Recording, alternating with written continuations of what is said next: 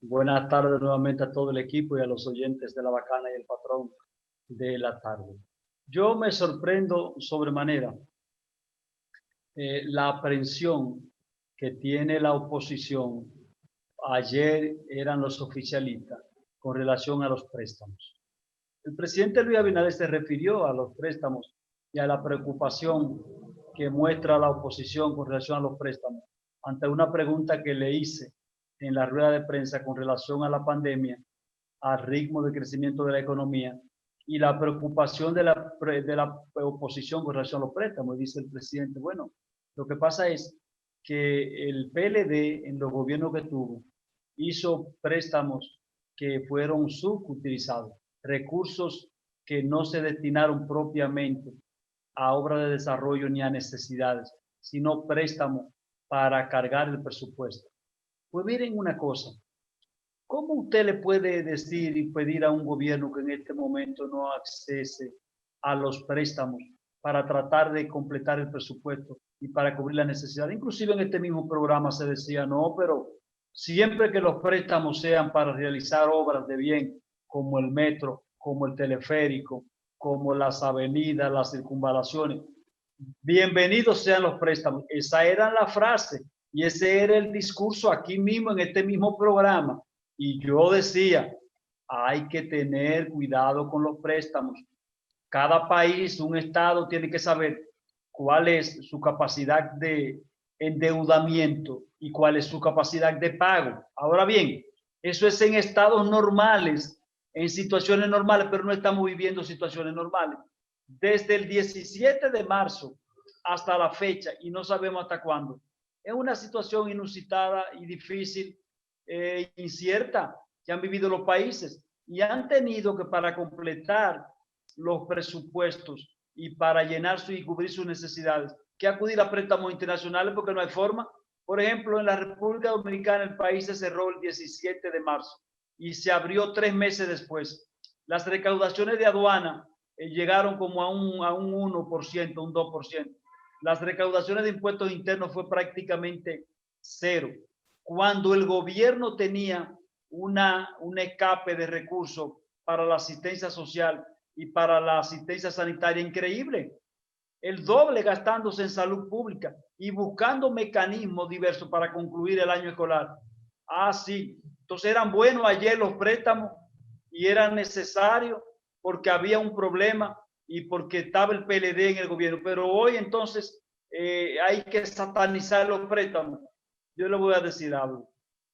Yo pienso que el gobierno, claro, tiene que analizar cuál es su capacidad de endeudamiento y de pago también, pero necesariamente no puede renegar a los préstamos.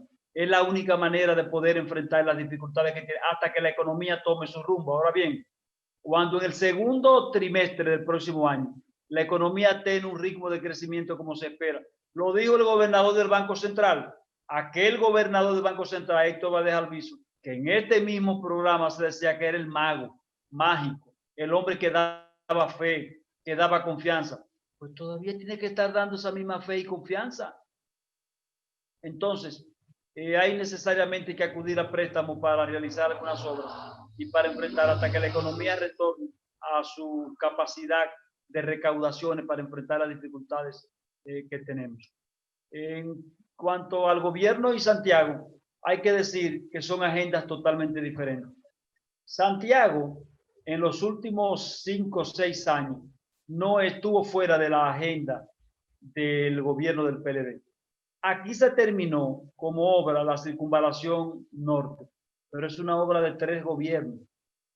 Se terminó esa y con rapidez, porque se quería dar un impacto a la región. Pero después, el inicio de los hospitales, todavía el Cabral Ibáñez no está terminado.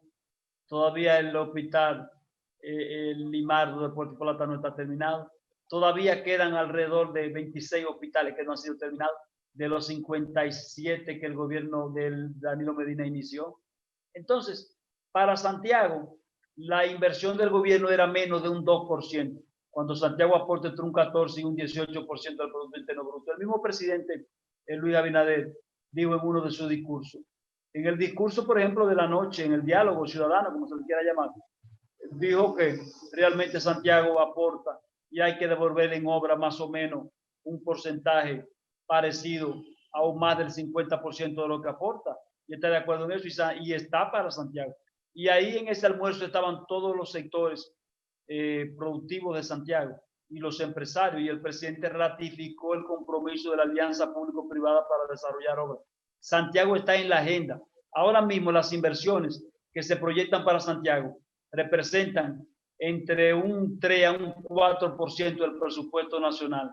El presupuesto nacional pueden buscarlo con la carretera del Ámbar, con el monorriel, con la circunvalación, con la reconstrucción también, porque se proyecta una ciudad sanitaria para Santiago también, y un sorteo de obras que no sea la magnitud, que inició obras públicas hoy, que le entregó todo el papeleo para la licitación a los arquitectos e ingenieros en el CODIA.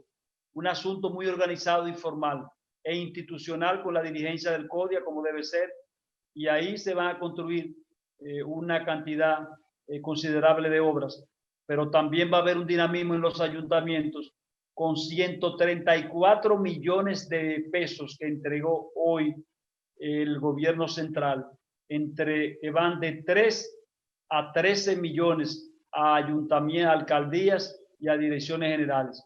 Por lo que creo que Santiago puede decir hoy que está en la agenda presidencial, en la agenda del Estado, porque cada día el gobierno trabaja y piensa no solo en la capital, piensa en Barahona, en Pedernales, en la Altagracia, en la Romana, en Puerto Plata, en Dajabón, en Mao y Santiago. Mañana estará el presidente en Mao en la mañana y en la tarde se va a la provincia de Dajabón. Está pensando en todo el país.